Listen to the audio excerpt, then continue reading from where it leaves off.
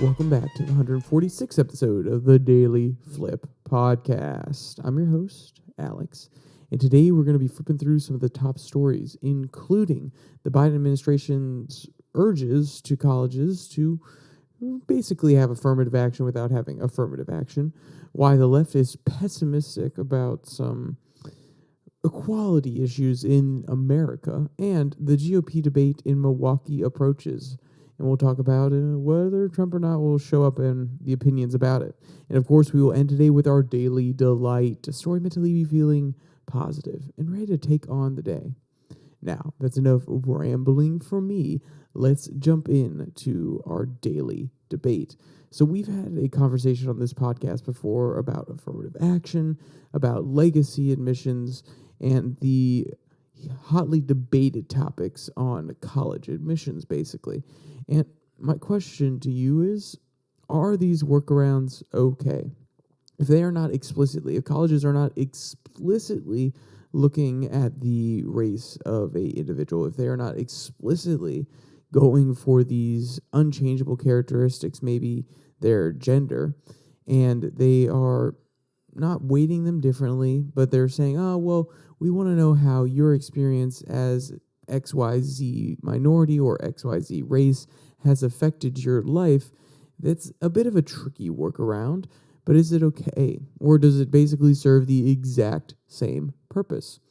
I would argue that it does, but I want to hear everybody else's opinion. Throw it down in the comment section, and let's jump to our first article. This one comes from the Gyro. Biden administration urges colleges to pursue racial diversity without affirmative action. So, as I just described, the situation is as such. The Supreme Court said, hey, no more affirmative action. It is totally a violation of the 14th Amendment, and this should not be something that colleges engage in. And then most colleges were like, okay, well, yeah, it's not a big deal. I mean, we've limited the amount of race, or maybe we can just have a essay where what experiences have you had as XYZ category? And then those people can demonstrate their writing ability as well as give a description of what their life has been like. And then this basically provides insight, and the reader can gain an understanding of where each person is without necessarily going and saying, okay, because this person is of XYZ category, in this particular case, race, then we're going to give them preferable admission. So my question then becomes, well, if they're going to have these stories that enable them to talk about their experience, there's two interpretations of that. There's one, that their interpretation of their life through the lens of race is inherently going to make them a more, what's the word I'm looking for here, enticing candidate for the college.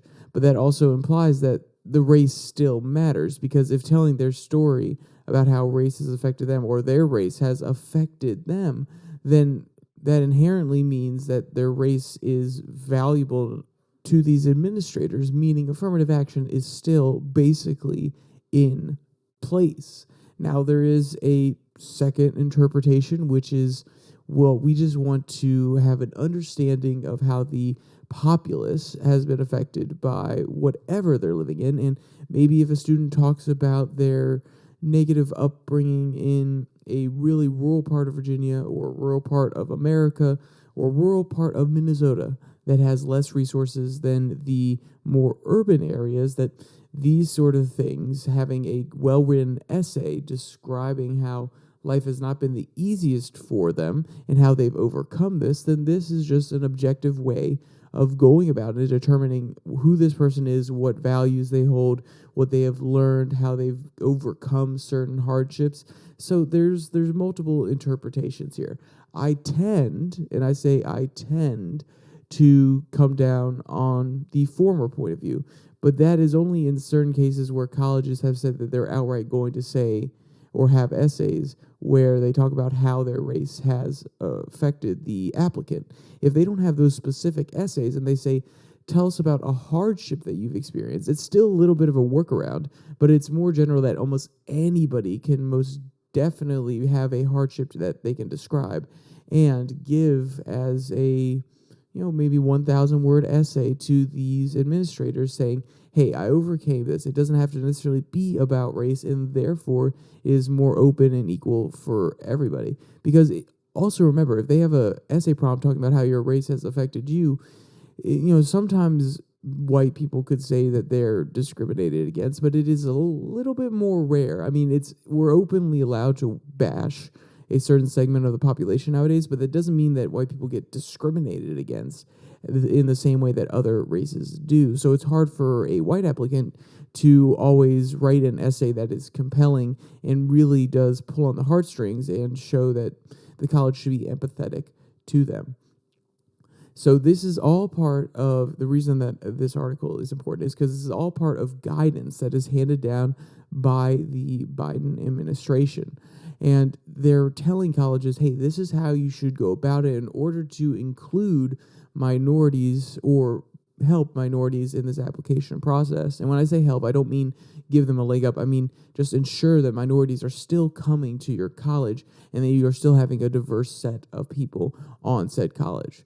Quote, it also encourages them to consider ending policies known as stint racial diversity, including preferences for legacy admission students and children of donors. Quote, ensuring access to higher education for students from different backgrounds is one of the most powerful tools we have to prepare graduates to lead an increasingly diverse nation and make real our country's promise of opportunity for all, Attorney General Merrick Garland said in a statement. So, end quote. So, you can see here that they're going after legacy admissions. And I have said it before, and I stand by it. Legacy admissions should be done for. And I think there is a genuine argument that could be made. Now, have I fully fleshed out and thought out every single aspect of it and thought of all the counter arguments? No. I have not spent that much time harping on this next point. But I think there is most definitely an argument that could be made in order to focus more on low-income areas of the United States. I don't care what kind of low-income area it is. I don't care if it is in the hills of a city, the hills of the country, or the densely populated urban areas of a city, or it's in the suburbs of a metropolitan area. Whatever places have lower income individuals, and college could be a huge step forward for their family, maybe their first generation. I know colleges do have some tendency to like first generation applicants. So these sort of policies that focus on a population that wouldn't normally be able to access college, I think that that is a good policy going forward. And it's not simply because, oh yes, we want a more diverse amount of thought on campus. We want people from all different economic backgrounds. Of course, that does play into it a little bit. But from a purely practical standpoint, in order to ensure that people are constantly adding to the value of our country, then we want to pull them up out of situations that are a little bit harder and allow them to gain knowledge, experience, gain connections in different industries in order that they can have the optimal and the most effect on the economy that they can. And this is, obviously not to say that people who don't go to college don't have a large effect on the economy. There are lots of people who don't go to college who have a amazing job that actually is more important than some of the white-collar jobs. There is no doubt about that. I mean, if you think about the UPS drivers that just came under scrutiny for their union getting a lot of concessions from UPS, a lot of them probably did go to college. Some of them probably didn't go to college, but they have a vital job that doesn't necessarily require a college degree. Now, we could all go back and forth about how much money they deserve to get, but we can't deny that our current economy, especially one of e-commerce, is built on the back of people that transport goods across the nation that don't necessarily have to have a white-collar, education in order to fulfill the needs for that job. But I do still believe that in our progress, in our movement towards an economy that is less based on industry and more based on innovation and services, which is what we've done, we need to at least provide those opportunities for a lot of blue-collar families who have children that do want to go to college and come out and get a white-collar job and move up the economic ladder. We need to enable them to do that. So having policies that are going to favor areas that are not as high income as maybe Leesburg in Virginia. I just moved to Kentucky, but I don't know the equivalent here in Kentucky, maybe Louisville, maybe Lexington. But we need to have these different policies that enable people from the more rural parts of the state that may have underfunded education systems to stand out, step up, and really put their all in at college so that they could have a beneficial effect on their community if they want to go back, or just on the overall American economy. So the overall trend that you see in this article is trying to go back and forth. They're trying to say, well, okay, we don't want to explicitly allow colleges to provide affirmative action tactics, but we still want them to do blah, blah, blah in order to ensure that certain groups, certain populations, certain ethnic groups get into college and they are represented fairly on the campus. And like I said, it feels like a workaround. If I could choose between the two options that I have proposed here, or at least the two options going back a few seconds, the one focusing on low-income areas and providing opportunities for first-generation students and for students who are in less fortunate situations, or to have admissions that focus more on race, even if it's not in a affirmative action type, but more in a general, oh, tell us about your experiences about race versus tell us your experiences about growing up in the location that you grew up, which is so general that it could apply to everybody. It could apply to the wealthy and the poor, but it also gives the people who are a little bit less advantaged and the poor the opportunity to describe what living in a poverty-stricken community or just a not well-off community has affected them and how they've overcome it. And I would choose that option over the race-based one any day of the week. I actually think some of the proposals they have here, which are talking about the experiences that these people have, I've said it multiple times, I think that is actually better suited to solve the issue of having a population of people who are not as wealthy or not as economically well off to come to college, rather than actually trying to get people who are minorities to come to said colleges. But that is just my opinion on the matter. And just so you know, the Students for Fair Admission, the group that fought through the Supreme Court in order to get the affirmative action ruling at Harvard and North Carolina State overturned, the University of North Carolina overturned, they've sent out 150 letters all over the country to a whole bunch of different universities informing them that they have to stop using race as a factor in admissions. And it's a very general statement. It's, quote, take immediate steps to eliminate the use of race as a factor in admissions, end quote. And when I say it's general, it's not saying, hey, just make sure that you're not weighing race more heavily when deciding. No, it's get rid of race as a factor. It's pretty general in that if these colleges start going about a practice, which is tell us how your race has affected you in these different admission essays, I feel like there may be another lawsuit here in a few years if they see that the statistics haven't changed with the amount of students who are coming to these colleges that are minorities, because it will indicate that there's still an embedded affirmative action through the process. Or maybe not, but we'll see how this is going forward. I just wanted to point that out and give a little bit of a prediction so I can come back to this in a few years and say, wow, you were so wrong. All right, so let's jump to our second article that comes from the Washington Examiner. Why the left is pessimistic about racial equality in America. So, this is a very contentious topic, as per always on this podcast. I've been veering into some more contentious ones recently, especially with affirmative action, but that's just a topic that I have very strong opinions about, especially with legacy admissions too. That's one that is not as hotly debated, but still falls in that vein. But this is one that is pretty outright, or this article, it's pretty much outright calling the left out. They're saying, hey, guys, come on, you got to stop being so pessimistic about this stuff. You got to stop having the perspective that nothing's going to change or that we haven't made enough progress. That's literally how they open the article. Quote, when the Civil Rights Act of 1964 passed, it would have been hard for its supporters to imagine that roughly half of the country would consider it a mediocre victory decades later. But that appears to be the case. Pew Research Center asked people how much progress the nation has made in the last 60 years regarding racial equality.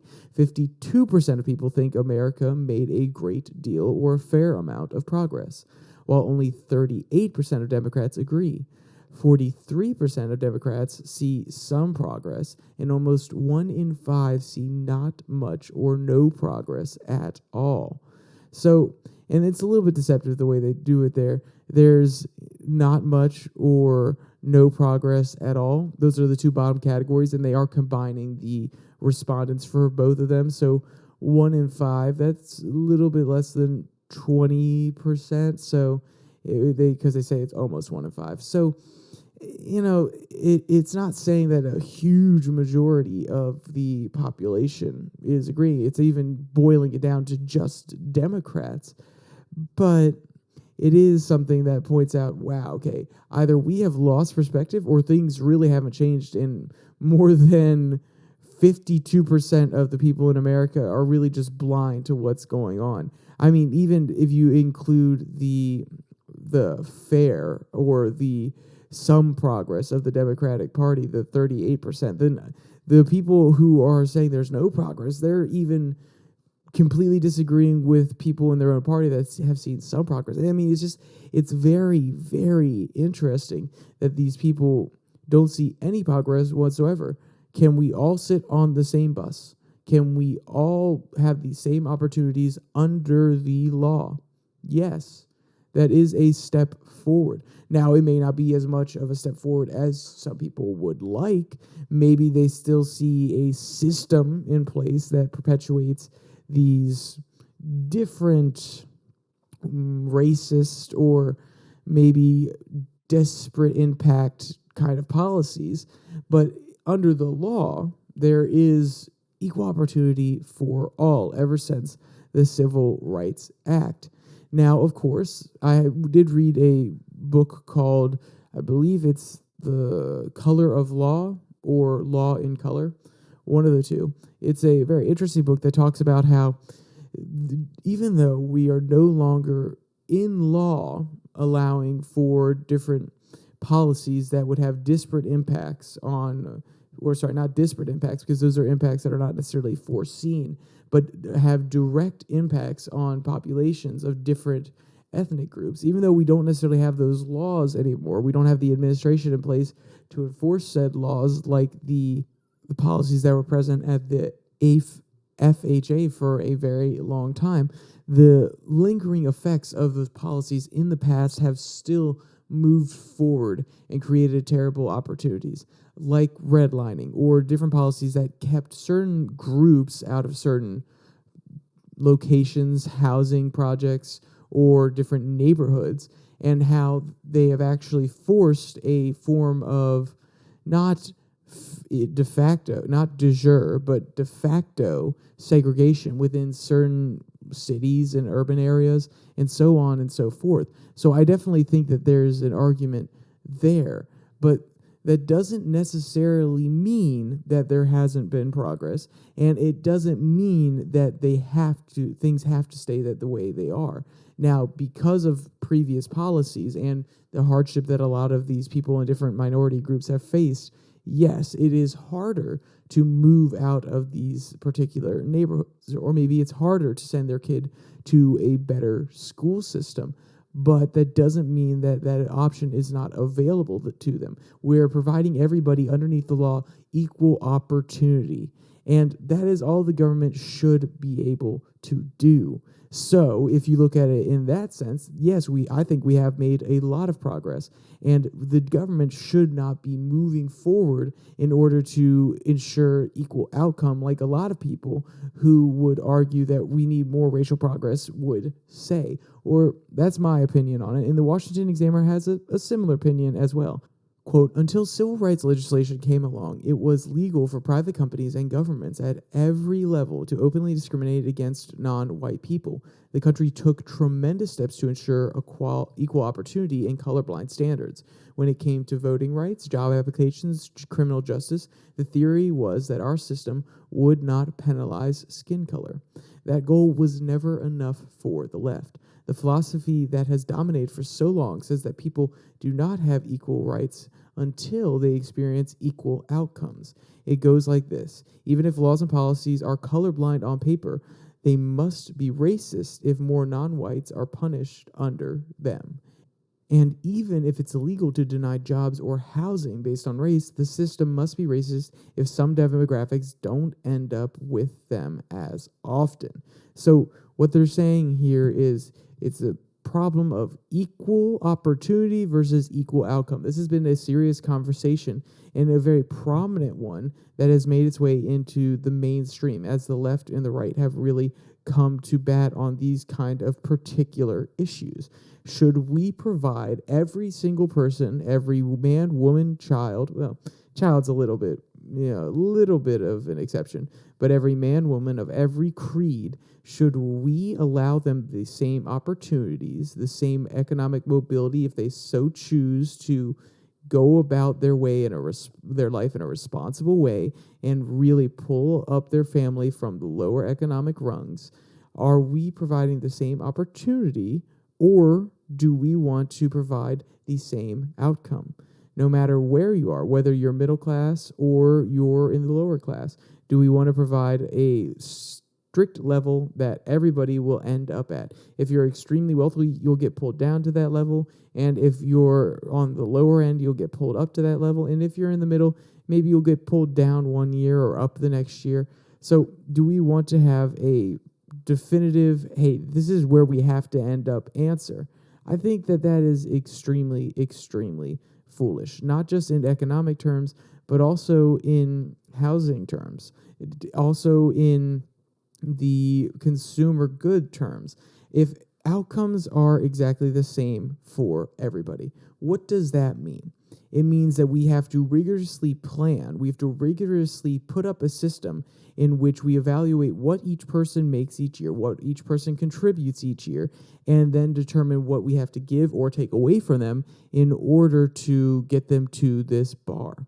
And then at that point, we have to equalize everything. Well, we can't have one person who is having caviar at his dinner and one person that is only able to afford bread. No, everybody's going to have to eat bread with maybe a little bit of caviar, or maybe everybody's just going to have to eat bread. See, these equal outcomes, for the most part, they tend to pull everything down rather than raise everything up. With equal opportunity, you allow the forces of the market, the forces of individualism, the forces of individual choice to supersede what the best plan, what the central plan would dictate under the idea of equal outcome. And personally, as a person who very much enjoys their freedom and their liberty, and someone who is a individualist and who doesn't necessarily eat everything that everybody else is eating, that doesn't necessarily buy all the same things that everybody else is, then I kind of like the ability to choose for myself what is best for me, rather than someone telling me, hey, you need to give up some of your freedoms in order to ensure that Beau Schmo down the road, in order that the outcomes are the exact same. It's not that you are going to eat really cheap peanut butter that you like, powdered peanut butter, that's one of my favorites. No. We're going to have a standard subsidy for Jif peanut butter, and everybody's going to have Jif peanut butter. And you know what? For those of you who are keto fans, it's just too expensive for everybody to have keto bread, so we're going to subsidize normal bread, and then therefore probably give certain companies a monopoly as well. That's another unintended effect of this central planning that would be necessary in order to have equal outcome. You're probably going to have to favor particular companies and industries, or even a government version, not a private company, but a public company, in order to supply these goods and produce them in the way that would be necessary to have equal outcome across the board. So that's one of the many reasons that I'm opposed to this push for equal outcome rather than equal opportunity. Now, of course, there are arguments that have been presented as from the left and also in the book that I was talking about that equal opportunity isn't necessarily enough because of the effects of discrimination in the past. They linger and they move forward. But my question then becomes to the people that are affected like this. Do you want to be given a leg up because somebody else did something else to hurt members of your family, members of your community in the past? Do you want to be given a handout because of previous discrimination and the situation that you're in? And I know I'm framing it kind of obviously here, a handout, but do you want to be told that your family's past actions have determined your ability to live in this current society, effectually telling you that you actually don't have an ability yourself? You do not have the capability in order to get past this. You do not have the will, the determination, the ability. You do not have the power as an individual in order to affect change in your life. I feel like that's so disheartening if somebody truly believes that because of past discrimination, because of past policies that have affected their family, their community, that they can't change their current situation. I feel like people who really have that point of view, they're not giving themselves enough credit. They're saying that, oh, I can't overcome this. I can't get past this. That is not the mentality that we want to instill in the next generation. So this is where we come to another policy debate is, do we want to have policies that really tell people that, no, they don't have the ability to move up and that the government has to help them? Or do we want to tell people, hey, we understand that something happened here in the past. We've provided equal opportunities, and that's because we believe that equal opportunities works because we know that you as an individual have a certain skill that could be useful in the market, that you have something to add to society. That is why equal opportunity is so beautiful, because it directly goes to the person and says, you are worth something. We believe that you have value and you can add value to this system. And you just have to try hard enough. You just have to want to add to this system in order to make your life better.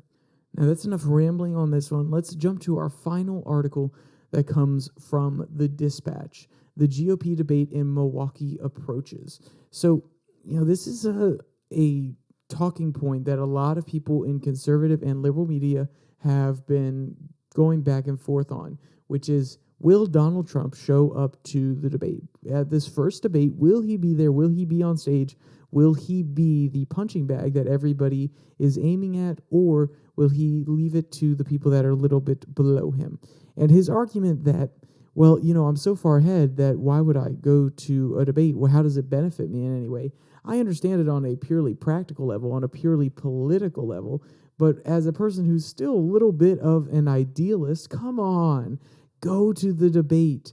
Not only will it be entertaining and funny, and that's of course selfish on my point, as Donald Trump has pointed out himself in multiple clips that have indeed gone viral, but also you are a potential representative of probably about 50%, 45% of this country.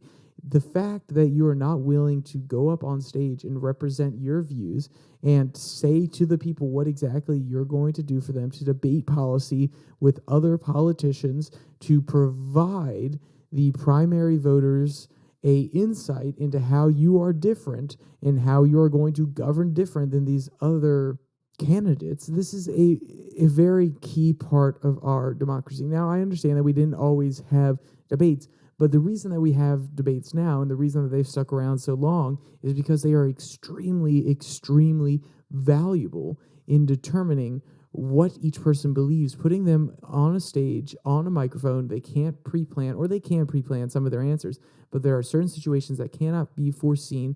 They allow people to jab and poke and have epic moments like Chris Christie destroying Mark Rubio, or Donald Trump going against Hillary Clinton, or Hillary Clinton going against Donald Trump and making fair points, or Obama owning Romney. There are all these possible opportunities that show us how different leaders think on their feet. And this is a very important characteristic that we want in our leaders. They will be on the world stage at different points, having conversations with a whole bunch of world leaders, and they have to actively defend their position, and sometimes they have to actively debate their position or have long-form discussions that may be televised with other leaders. And I think this is something that we need to ensure is still the case in all of these elections. We need to ensure that every single person that is a possible candidate shows up. Because if you start having the standard, that you don't have to debate because you believe you're so far ahead or because you believe that you're going to win, what happens when you get to the general election? Guess who also isn't doing a debate right now? Joe Biden. He is not debating RFK. He is not debating Marianne Williams. He's not debating Cornel West, even though they're from a different party. So there's not necessarily a point to have him there on a Democratic primary debate.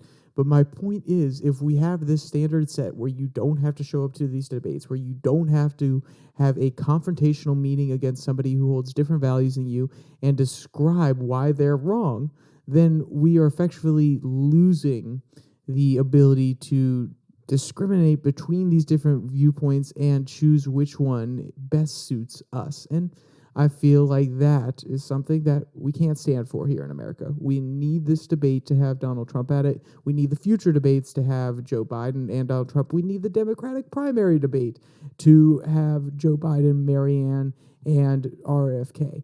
This is a terrible standard that is being set, and I don't like it overall. Come on. The leaders of the parties, the leading candidates, debate, guys. If you truly believe that your lead is so amazing that it won't be undone by anything, that you truly believe you have it in the bag, then go to these debates and prove that you're still number one. I understand why Joe Biden's not doing it. I understand why Trump says he's not doing it.